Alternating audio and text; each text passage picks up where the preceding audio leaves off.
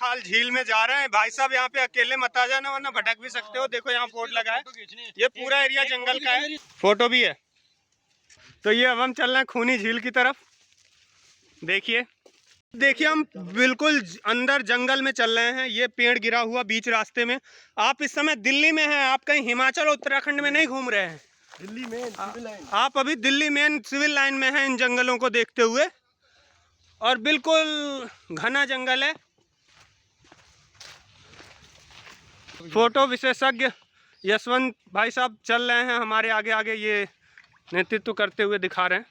अब हम पहुंचने वाले हैं खूनी झील के सामने और अब ये रहस्योद्घाटन होने जा रहा है कुछ ही क्षणों में आपके लिए। और ये हम पहुंच चुके, खूनी झील ये है। और यहाँ पे 1857 के विद्रोह के समय बहुत ही ज़्यादा लाशें गिरी थी, बहुत लोग मरे थे। अभी पानी बिल्कुल हरा है, तब पानी लाल रहा होगा बिल्कुल। जो लाशें गिरी थी ना वो विद्रोह यहाँ नहीं हुआ था, यहाँ पे बीमारी फैल गई थी उस टाइम बरसात के बाद। आज जैसे कोरोना फैलता है तो उस टाइम उनका वो हैजा कुछ फैल गया था, तो वो मर मर के इसी में वो पानी इसका पिए तो इसका नाम दे दिया गया। यहीं पे वो मरते चले गए, खूनी झील। हाँ। और ये देखो ये है, यहाँ पे पुल बना हुआ है और यहाँ आना बिल्कुल फ्री है, कोई टिकट नहीं लगता इसका। लेकिन आपको ध्यान रखना होगा सुबह 5 बजे से लेके और 10 बजे तक और शाम को 4 बजे से लेके 7 बजे तक ये जगह खुली रहती है। मछली बहुत है, मछलियाँ हैं, बत्तख एक यहाँ पे दिखाई दे रहा है दूर आपको, देखिए ये दिखाई दिया। और 2 बच्चे हैं उसके। और ये आसपास का एरिया सुंदर जगह है, हेरिटेज स्थान है, बिल्कुल जंगल का इलाका है।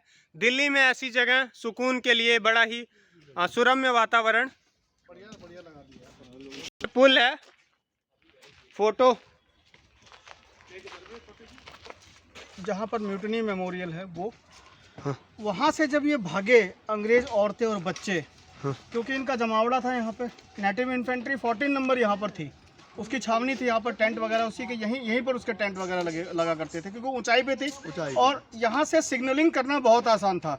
अगर आप इस ऊंचाई पे खड़े होकर देखेंगे तो यहाँ से आपको भूली भटियारी का महल दिखता है और भी बहुत दूर तक आपकी नज़र जाती है और काफ़ी दूर का इलाका आप यहाँ से ऑब्जर्वेशन में रख सकते हैं।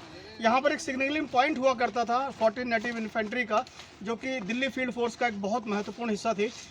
तो वहाँ पर जब विद्रोहियों ने, या यूँ कही जाए कि हमारे स्वतंत्रता संग्राम के सिपाहियों ने जब वहाँ पर धावा बोला, तब इस इलाके में जितने अंग्रेज सिपाही अफसर मिले उन सबको मार काट करके वहीं ढेर लगा दिया। और जब वहाँ से ये भागे तो उसका एक जत्था जिसमें करीबन 25 से 30-40 औरतें और बच्चे थे, वो जब इस इलाके से यहाँ गुजर रही थी तो इसी खूनी झील के उस तरफ या इस तरफ, मुझे एग्जैक्ट पता नहीं कहाँ पर उनकी से इनकी मुठभेड़ हुई। और जब उन्होंने मार करके उनको इसी झील के अंदर फेंक दिया था, उनकी लाशों से जो खून बहा था उससे झील का पानी जो लगभग लाल जैसा दिखा था, तो इसको खूनी झील का नाम, तभी से इसको खूनी झील का नाम पड़ गया था। उसके बाद जो परिवार यहाँ से बचे थे वो किसी तरह भागते भगाते फ्लैगस्टाफ क्वार्टर तक पहुँचे। फ्लैगस्टाफ क्वार्टर बेसिकली एक टेलीग्राफ हाउस हुआ करता था और वहाँ पर से टेलीग्राफ के मैसेजेस भेजे और रिसीव किए जाते थे। और इसका सेंटर पॉइंट नेक्स्ट था जीपीओ, जहाँ पर बैटरी हुआ करती थी, आर्टिलरी बैटरी जिसको हम बोलते हैं। तो उस आर्टिलरी बैटरी का वो बैटरी सेक्शन था, मैगजीन जिसको कहा जाता है, उस मैगजीन के अंदर गोला बारूद था, जिसे कि 1857 में कि अंग्रेजों ने इस डर से कि वो भारतीय सैनिकों के हाथ में न पड़ जाए, उसको खुद से आग लगा के आधी रात को उसको उड़ा दिया था।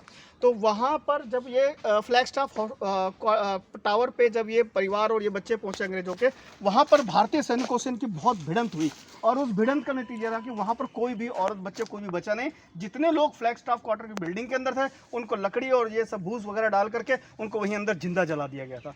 तो आप फ्लैगस्टाफ क्वार्टर पर जब आप जाएंगे वहाँ पर महसूस कीजिएगा अगर कर सकते हैं तो किस तरह से हमारे भारतीय सिपाहियों ने अपनी ही स्वतंत्रता को बचाने के लिए जो संघर्ष किया, जो बलिदान दिया, उसकी एक अंदर से आपको एक फीलिंग आई। इस जब इलाके में आप चल रहे होंगे, यही वो टाइम था। अगर आप टाइम घड़ी आप अपने थोड़ा सा स्मरण शक्ति में जाएं तो पत्थरों पर लिखी हुई डेट को याद कीजिए, वो मई से सितंबर तक की डेट थी।